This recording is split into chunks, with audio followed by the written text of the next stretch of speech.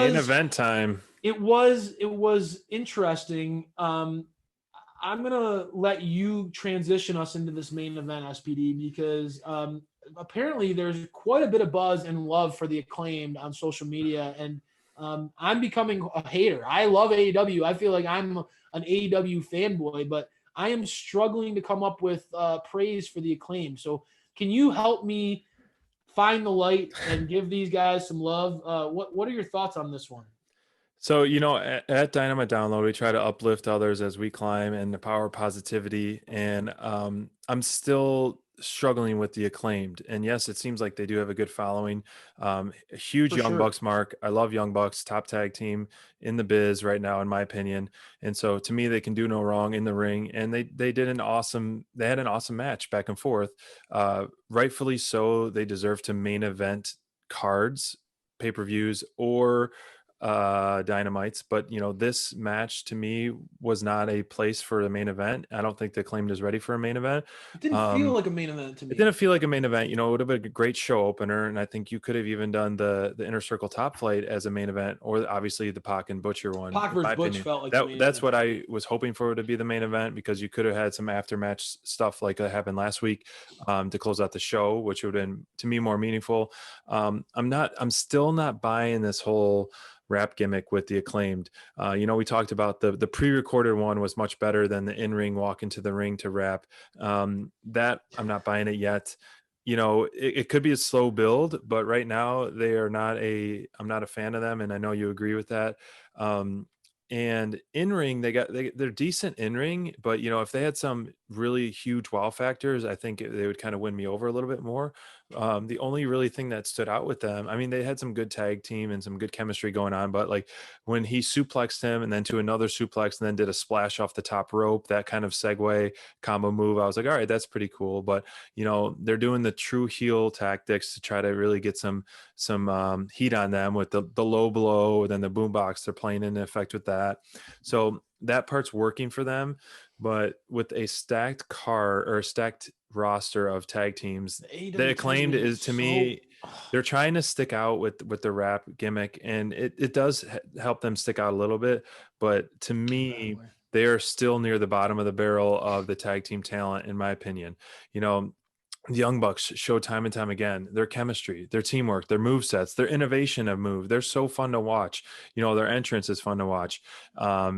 The Northern Lights suplex into another suplex into another suplex. We saw that in the Stadium Stampede where he went across the whole stadium. That was impressive. But I Yeah. don't think we've seen that in a few weeks from Matt Jackson. So it was nice to see that again. I think that's an impressive move. The match had its place. I like the finish. I like the finish with putting him through the table. Show that a little aggressive side to it. And I liked. I think their finisher is a pretty aggressive one. But to me, only for the Young Bucks' sake, I give this an elite. Okay.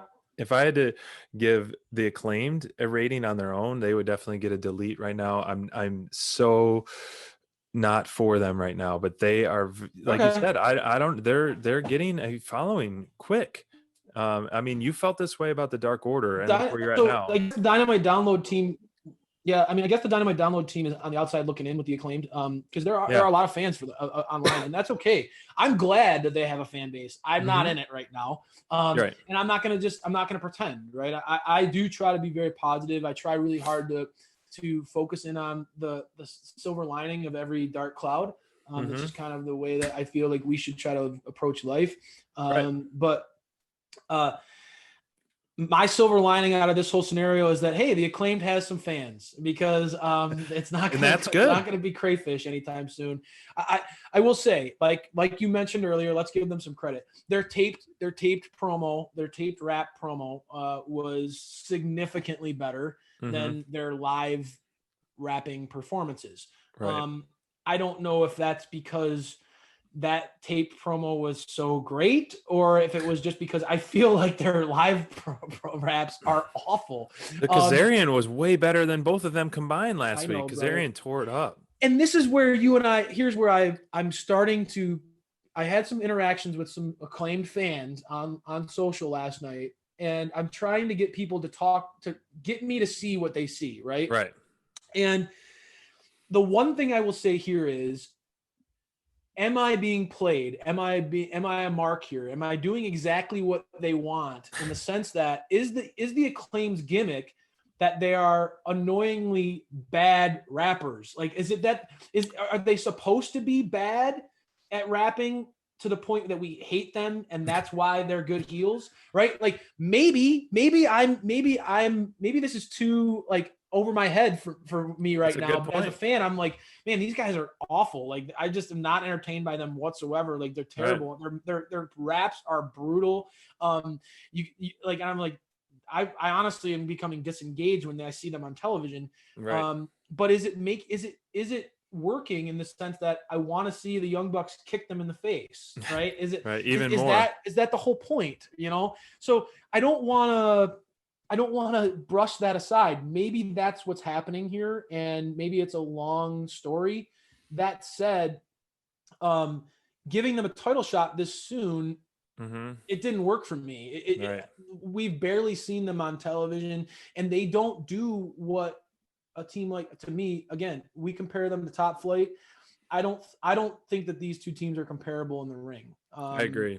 I don't see it. Top Flight is Now, leaps and bounds better. Bowens and Caster are both, when you look at them physically, right, both in great shape. Great look. They can absolutely go in the ring, but there's nothing that makes them stand out. They feel very vanilla in the ring to me. There's nothing about what they do in the ring that is like, wow, holy smokes. And when I see Top Flight in the ring, what those two are capable of, the pacing, the understanding of tag team wrestling, I don't think that those two teams are very close. And unfortunately, I'm going to be comparing those two for a while because they both have debuted on AEW television in a similar time, and they're both young teams, right? They can really help each other in a sense where Top Flight can help the in-ring for the Acclaimed, and the Acclaimed can help the charismatic charisma mic work for Top Flight. And That those would be two a can great join, feud. those two can develop to be stronger teams together. Because yes, I mean, we saw Top Flight cut a promo last week, and both of us were pretty impressive how well it was. And it was Absolutely. very good. In-ring is top notch. You know, Yep. the Acclaimed could use some polishing in the in-ring, but their promo and their comfortableness on the mic is really showing how well they are. Yeah, I'll give the Acclaim credit on this, right? When they were doing that live rap to the ring tonight, the crowd was all over them. I mean, the crowd at this week's Dynamite was booing them like crazy when they were coming down the ramp.